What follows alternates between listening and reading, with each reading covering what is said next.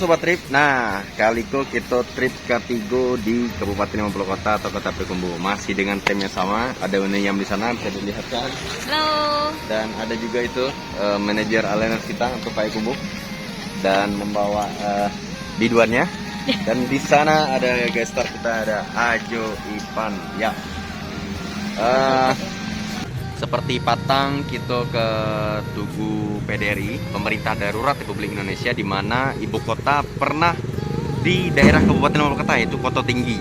Nah, dalam perjalanan PDRI tersebut, setelah kekuasaan dikembalikan kepada Bung Karno, Mitus Saifuddin yang mengembalikan. Nah, selanjutnya pada agresi militer kedua, ketika Belanda menyerang Indonesia kembali, ada pergolakan dari Kecamatan Setujuh Limonegari, Kabupaten 50 Kota ini sana. Apa yang terjadi? Mungkin sana pernah mendengar Jalan Khatib Sulaiman, ya almarhum atau beliau Khatib Sulaiman meninggal di Kecamatan Setujuh Limonegari, Kabupaten 50 Kota ke sana.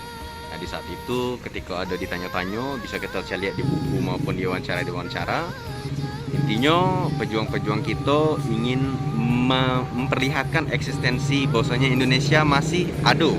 Pemerintahan Indonesia kok masih ada, tidak hilang atau alah jatuh di tangan Belanda. Namun sayangnya di saat rapat tersebut, di saat berkumpul tersebut, sekitar pukul 6 pagi Belanda mengetahui tempatnya dan meratakan semua yang ada di rumah tempat rapat tersebut. Ini bisa kita lihat, yaitu monumen dari tragedi 15 Januari atau peristiwa 15 Januari